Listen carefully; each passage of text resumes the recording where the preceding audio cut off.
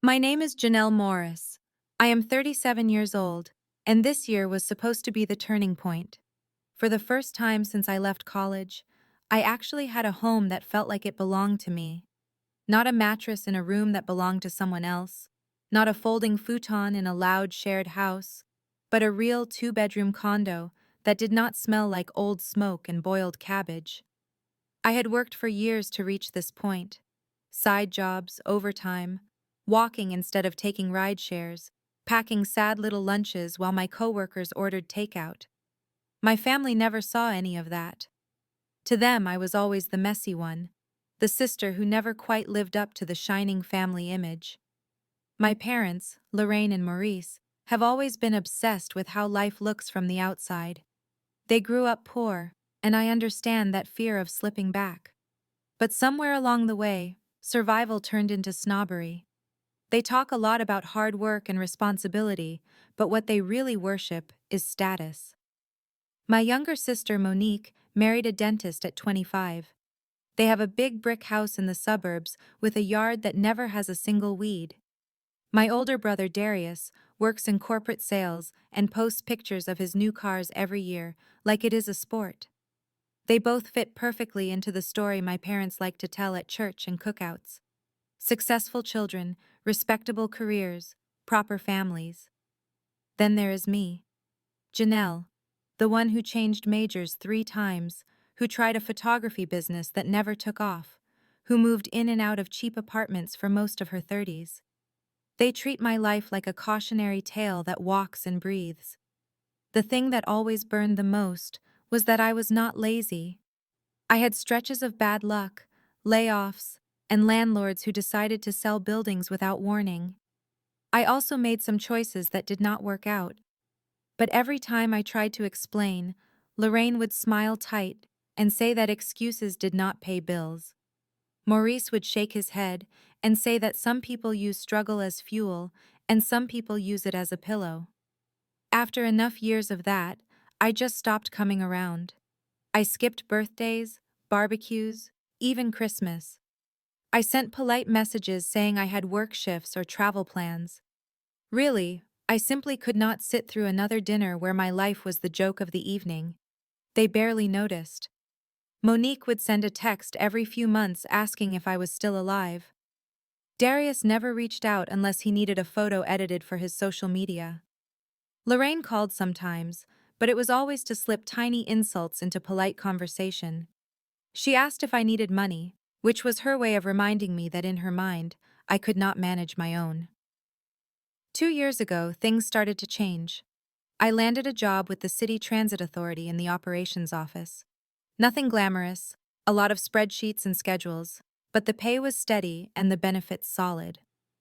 For the first time in my adult life, I could see long-term stability instead of constant scrambling. I created a strict budget. No new clothes unless something truly fell apart. No drinks after work, no streaming services, no impulse buys. I picked up occasional photography gigs on weekends.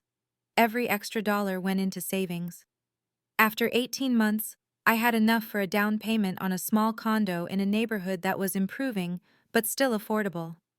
The place felt like a miracle. Sunlight in the mornings, real wood floors, a kitchen that did not have peeling linoleum. I painted the walls a warm cream and thrifted furniture that I refinished myself. It was not fancy, but it was mine. When November came around, I had a wild idea. I would host Friendsgiving for a few close friends, and then real Thanksgiving for my family. I wanted them to see that I was not the drifting disaster they had built in their heads. I wanted them to walk into a peaceful, clean home and realize I was doing fine. Friendsgiving went beautifully. My friends brought dishes, we laughed, we played cards. They complimented the space and told me how proud they were of what I had built. For once, I believed them. 2 days later, I sent a message to the family group chat. I told them I would love to host Thanksgiving this year. Lorraine responded first and asked if my place was big enough. Maurice added a question about parking, as if they expected me to say that guests had to park on dirt. Monique sent a laughing emoji and asked if this meant I finally had a dining table. Darius said he would come if there would be real food and not microwave meals. They all said yes, though, and that was enough for me. For the next 2 weeks, I prepared. I steamed curtains and scrubbed baseboards and polished the thrift store glasses until they shone. I bought a folding table that matched my small dining table so I could seat everyone. I studied recipe videos for turkey and cornbread dressing and mac and cheese that did not come from a box. The night before Thanksgiving, my feet ached from standing, but the condo glowed and the fridge was packed with food.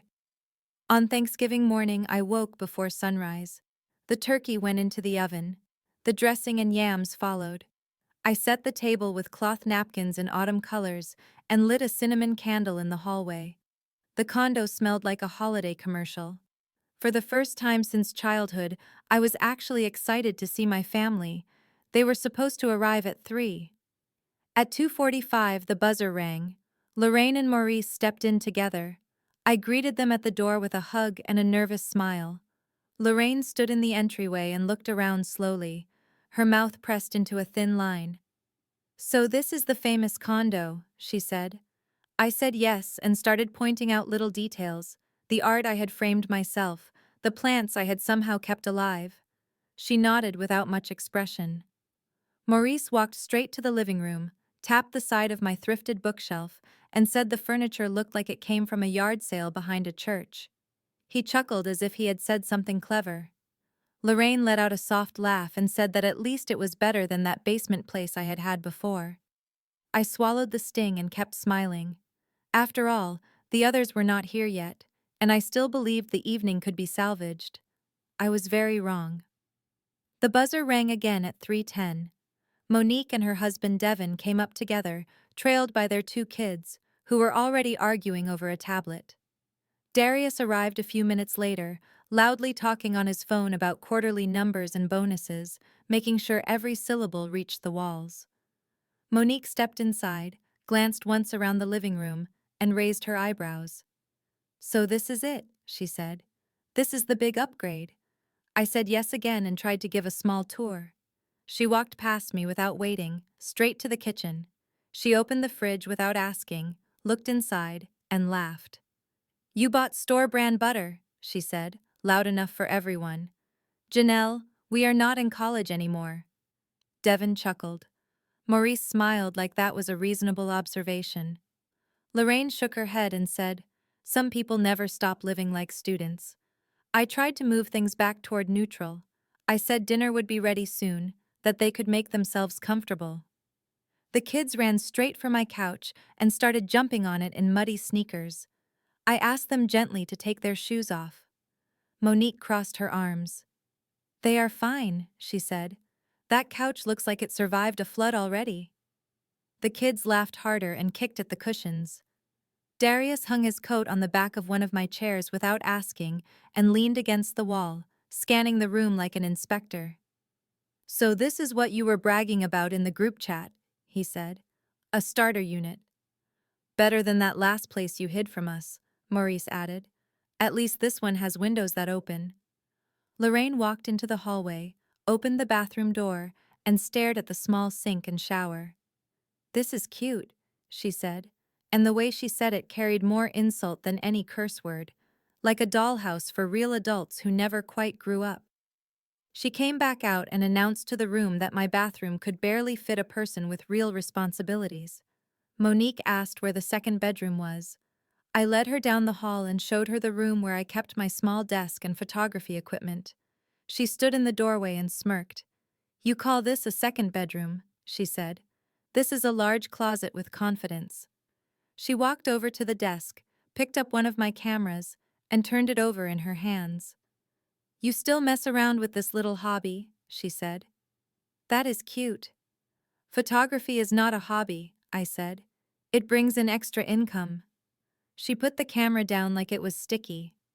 "Well, it is not like you have a husband to help with bills," she said. "You need something to keep you busy." We went back to the living room. Darius asked me where I parked my car. I told him I still used the train for most things. He laughed so hard he had to slap his knee. "You are almost 40, he said, "and still riding public transit like a teenager with no license. City worker, City passenger, full package. Devin asked if my building had a gym. I said no, but there was a park nearby and a community center. He nodded slowly, the way people nod when they hear something disappointing about a stranger. Lorraine sniffed the air. At least the food smells decent, she said. I just hope the kitchen passed inspection before you started cooking. The remark stung more than I expected. I thought about the hours I had spent wiping every surface, making sure the counters shined. I forced a smile and invited everyone to sit. We squeezed around the tables. I had arranged mismatched but polished plates and glasses. A small vase of dried flowers sat in the center. Maurice picked up his fork and turned it toward the light. "These are from a thrift store, right?" he said. "I can see the scratches." Lorraine did not miss a beat. "At least there are no chips," she said. "Progress." I brought the turkey out, golden and steaming. The dressing and mac and cheese followed. My hands shook a little as I placed everything down. Darius leaned toward Monique and whispered loud enough for everyone to hear. "Now we see if we survive this experiment," he said. "Pray over the food and the cooking skills." Monique covered her mouth and laughed. Lorraine asked if the turkey had been stored safely. "You know you used to keep meat in that little dorm refrigerator," she said. "Old habits die hard. I served everyone. No one said thank you." Devin took a bite of the dressing, chewed, and shrugged. "It is not terrible," he said, "but it tastes like a recipe from the internet." Monique pushed her green beans around the plate. "Next time just order catering," she said. "Nobody expects you to actually cook, Janelle." I glanced at Lorraine, hoping she might step in, maybe lighten the mood or redirect. Instead, she lifted her glass. "To Monique and Darius," she said, "the children who made us proud. Stable homes, real careers, families that prove we did something right." Everyone raised their glasses. I did too, because leaving mine on the table would have revealed too much. After the toast, Lorraine added in a lighter tone that carried steel underneath. "And to Janelle, who finally found something that is almost a real place." Maurice laughed. Darius clinked his glass against his own plate. "At least she is trying now," he said. "That is all we can ask." The kids began chanting trying, trying under their breath like a song. My heart squeezed, but my face stayed neutral. I took another sip of my drink. The glass shook just a little in my hand. Monique asked if I planned to host Christmas too, or if this would exhaust my budget for the year. Devin asked if the building allowed Christmas decorations, or if management was afraid of anything nice on the property. Maurice wondered aloud how long I would keep this place before something went wrong again. "You know how it is with Janelle," he said. 6 months here, 6 months there, always packing a box." Lorraine patted his hand. "At least she landed somewhere that does not threaten to fall down," she said. "For now." They laughed together in my dining room, at the table I had set, between the food I had cooked. Every sentence a small cut. Every joke a reminder of where they believed I belonged. I smiled and refilled glasses and passed plates. Because while they tore me apart, something inside me settled into place. They had no idea what I held. The night began its slow collapse around 8:30. By then the kids were tearing through my hallway like it was a playground, dragging their shoes along the walls, banging into the doors, and leaving fingerprints everywhere. Monique did nothing to stop them. She sat on my couch scrolling through her phone, one leg crossed over the other, her boot heel grinding into my cushion. Lorraine noticed me looking and smirked. "Do not fuss," she said. "Children should be allowed to play. You have nothing here worth worrying about anyway." Devin called out from the dining area. "One of your chairs is wobbly, Janelle. It almost fell when I sat down. Probably cheap wood." "Probably," I answered, though I knew he had been rocking back on it on purpose.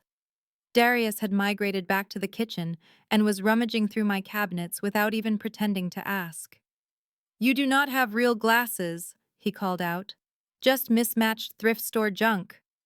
I walked over and removed the cabinet door from his hand. He kept one raised eyebrow aimed at me like he was challenging me to push back. He said, "If you want to play grown-up, you need grown-up dishes.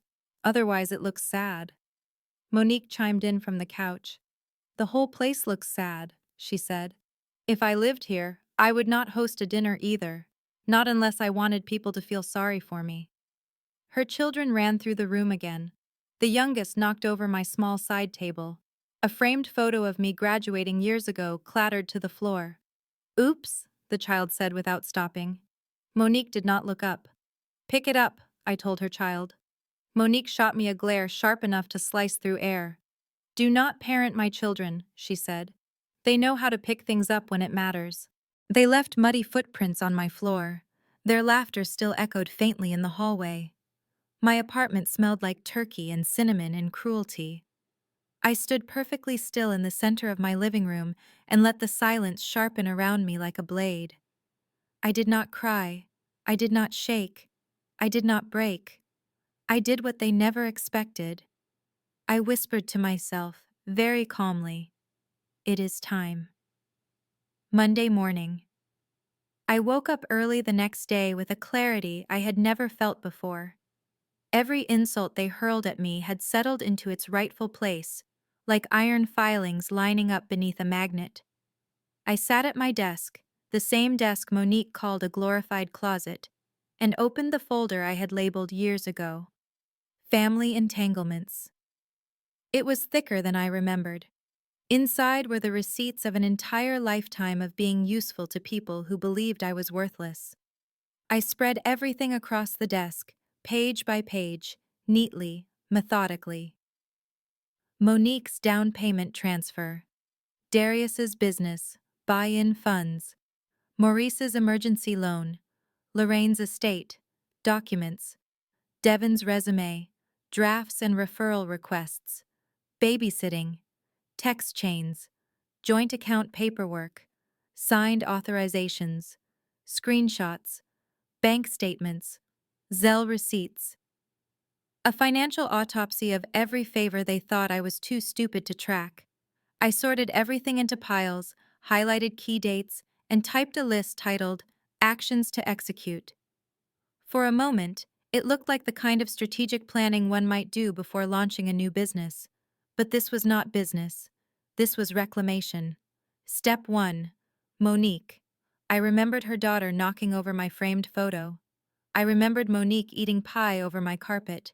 She lived in a house she could not afford without the $8,000 I had quietly given her for her down payment when she was mid-meltdown about being a failure if she did not close. She had sworn she would pay me back within a year. Not only had she never paid me back, she had pretended she had never needed help at all. At 11:30 that morning, I emailed her lender, requesting lien claim initiation based on unpaid private loan attached to property financing. It was legal, it was precise, and it would force foreclosure proceedings if she did not resolve the outstanding debt. I hit send without hesitation. Step 2. Darius. He mocked my thrift store dishes while conveniently forgetting he had begged me to move money through my account because his taxes were flagged and he did not want it traced to him. His business buy-in had collapsed, but the money still came through my bank, which meant, legally, I was tied to his venture unless I severed all association. I forwarded every document to his company's compliance department. Attach documentation tying funds to my account. Request removal from liability. When companies smell financial discrepancies, they react like sharks scenting blood. I did not need to ruin him. His employer would handle that for me. Step 3. Maurice. His son had needed emergency medical care, and he had asked me for help because he did not want Lorraine to know he had drained their savings gambling. I had transferred $9,000 to him at midnight, half asleep and terrified for my nephew. He had never paid back a dime. Maurice prided himself on being a provider. I opened a formal small claims filing. When the court date came, his employer, his friends, and especially Lorraine would know everything he tried to hide. Step 4. Lorraine. My mother once asked me to sign simple estate documents when she was afraid of possible medical debt. She told me it was just paperwork to make sure things passed to Monique and Darius smoothly. She had not mentioned that she added my name to several accounts she used to shield money, accounts she thought I would never touch, accounts I now had full legal access to. I logged in. I transferred a portion into an account in my name. Nothing illegal, nothing extreme, just enough to make her feel exactly what it was like to lose control. Step 5. Devin quiet. Devin, who let his children trash my apartment while pretending not to see. Devin, who had emailed me desperate for referrals after he was nearly laid off. I forwarded those messages, screenshots included, to his supervisor, along with a note asking if unsolicited job seeking through internal employees violated their professional code. It did. They replied within an hour. "We will address this promptly. Thank you for bringing it to our attention." By noon, the first call came Monique. She was screaming before I even answered. "What did you do?" she demanded. "Why is my mortgage lender calling me? Are you insane?" I sat on my freshly cleaned couch, crossed one leg over the other, and waited until she finished. "You owe me $8,000, I said. "I would like it back." "You cannot do this," she shouted. "I already did," I said. She cursed me out. I ended the call mid-sentence. Then Maurice called. He was sputtering. "Why did you file this lawsuit? This will ruin me." "You should have paid me back," I said. "It was an emergency, Janelle." "And now it is mine," I said. He begged. I hung up. Then Darius. He tried to sound calm. "What did you send my company?" "Everything," I said. "You know you could get me fired," he said. "I know," I said. "And now you know how it feels to have your life affected by someone you underestimated." He went silent. Then he said, "You are evil." "No," I said. "I am organized." Then Lorraine. She called 7 times. I ignored all 7. The 8th time, I answered. "Janelle," she said, her voice trembling. "The bank froze one of my accounts." "What are you doing?" "Accessing what is legally mine," I said. "You cannot punish us like this," she said. "I am not punishing you," I said. "I am finally treating you the way you treated me." She whispered, "You would not dare touch the house." I smiled. "You taught me to dare, Lorraine." She started crying. Real crying, not the performative kind she weaponized at parties. It still did not move me. By evening, they all showed up. Every single one of them, pounding on my door, calling my name, shouting through the hallway, the kids crying, Devin panicking, Monique demanding, Maurice pleading, Darius threatening, and Lorraine whispering, "Please, baby, please." I opened the door. Just a crack, just enough for them to see the calm on my face. "Everything you are experiencing," I said, "is a consequence of what you did. Not me. You created this." "We were joking," Darius said. "It was not serious." "You humiliated me," I said. "You attacked everything I built, and now you want mercy." "That is what family does," Lorraine said. "No," I said. "That is what you do. I am doing something else." "What do you want from us?" Monique asked. "Money." "That is it."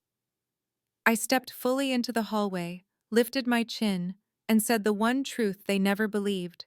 "I do not need anything from you." They stared, confused, terrified, helpless. For the first time in my life, they needed me more than I needed them. I closed the door slowly, deliberately, as they begged and pleaded and promised. And when the latch clicked into place, the silence returned. Warm, solid, mine. And the best part? They thought that night was the end. It was not. It was only the beginning of them learning exactly who I am when I am no longer the family disappointment. Not weak, not small, not harmless, just done. And once I am done, there is no going back for any of them.